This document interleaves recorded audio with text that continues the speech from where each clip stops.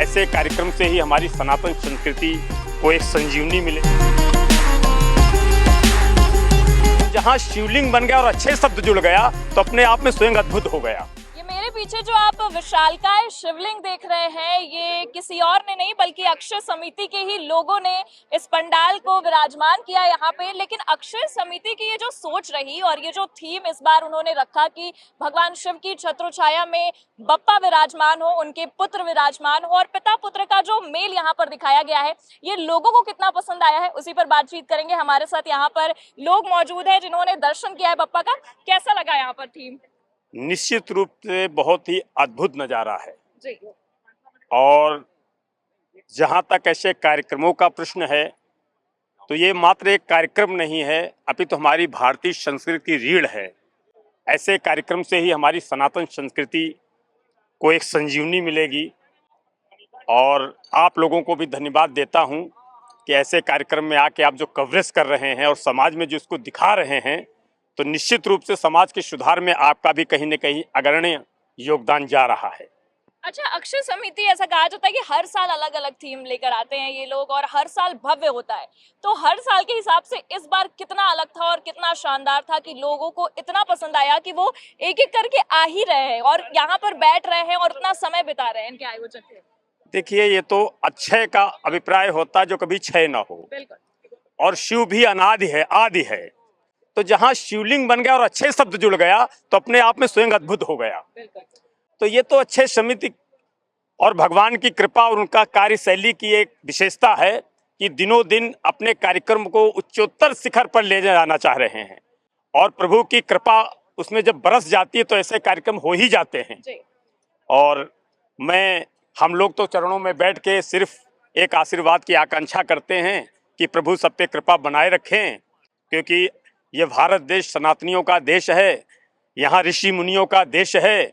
जब हम अपनी कल्चर को ध्यान में रख के कार्य करेंगे तो उससे समाज का भी सुधार होगा, देश का भी सुधार होगा और आप लोगों का जो योगदान है वो बहुत ही सराहनीय है। मैं उसकी भूरी भूरी प्रशंसा करता हूँ। आपसे भी जानना चाहेंगे, पूरे लखनऊ में पंडाल जो है उसका आयोजन किया गया है, बप्पा को विराजमान किया गया, लेकिन सबसे ज्यादा चर्चा हम देखें तो इस विशालकाय शिवलिंग की है, अक्षय समिति की है। तो आपको किस तरह से हर पंडाल की अगर हम देखें तो नजरिए से ये सबसे अलग लगा? देखिए, अक्षय समिति का मैं बड़ा धन्यवाद अदा करता हूँ कि अक्षय समिति हर बार एक नई थीम लेके आती है, हर बार नई थीम होती है। इस बार जो नई थीम लेके आई है, जो शिवलिंग, भव्य शिवलिंग जो उन्होंने बनाया है, ये मेरे ख्याल से लखनऊ के पूरे इंडिया में सबसे बड़ा, सबसे ऊंचा शिवलिंग है ये। ठीक है, ये एक अपना कीर्तिमान बना रहा है। इसकी वजह से लोग प्रभावित होकर के यहाँ बहुत लोग आ रहे हैं और अभी 2 दिन और चलेगा, लोग आते जा रहे हैं। और धन्यवाद मैं आप लोगों को भी देता हूँ कि आप लोग कम से कम आते हैं, यहाँ पे जो रिपोर्टिंग करते हैं और पब्लिक को दिखाते हैं। इसी बहाने पब्लिक को आपके जरिए देखने का मौका मिल जाता है जो नहीं आ सकते यहाँ पे। तो ये सबसे बड़ा धन्यवाद हमारा अक्षय समिति को है कि हर बार नई थीम लेके पब्लिक सामने लाते हैं और हम लोग सब लोग उसे कृतज्ञ होते हैं और दर्शन करते हैं हम लोग यहाँ।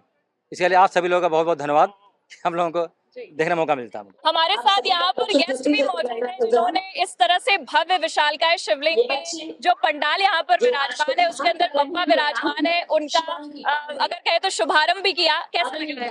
बहुत आज एकदम, क्योंकि कोई भी चीज की शुरुआत गणेश जी से ही होती है और आज त्योहारों का सीजन भी गणेश पूजा से ही शुरू होता है और एक आराध्य भगवान के दर्शन करके और इतना भव्य पंडाल देख के जिसका गिनीज बुक में भी नाम जा रहा है, लंका बुक में भी नाम जा रहा है, बहुत आनंद की अनुभूति होती है। और आनंद की बात है और अगर हम कहें तो ये बहुत प्राउड की बात है कि Guinness book of world record में जा रहा है। आप कैसा अनुभव कर रहे हैं? बस सबकी छोटी छोटी पॉजिटिव वाइब्स मिली और एकदम से कुछ अलग चीज बनाई जाए जो सनातन धर्म के सिंबल हो। बनाते बनाते बस ये था मन में कि 51 फीट को क्रॉस करना है, क्योंकि लास्ट रिकॉर्ड जो था वो 45 फीट का था। बनते बनते पहुंच गया वो 55.5 को पार कर गया। अच्छी फीलिंग आती है जब लोग अप्रिशिएट करते हैं और सबसे अच्छा लगता है जब बाहर से लोग आते हैं उसको देखने के लिए, क्योंकि हम लोग को पता चला कोई गोरखपुर से आ रहा है, सीतापुर से आ रहा है, इस चीज को देखने के लिए। अगर हम देखें तो जिस तरीके से दर्शकों को ये थीम पसंद आई है, अब अक्षय समिति के लिए भी ये एक बड़ा टास्क हो गया है कि अगले बरस जो बप्पा का आगमन होगा वो कितना भव्य होने वाला है और किस तरह से और लोग इनकी ओर आकर्षित होंगे और इनकी थीम की ओर आकर्षित होंगे।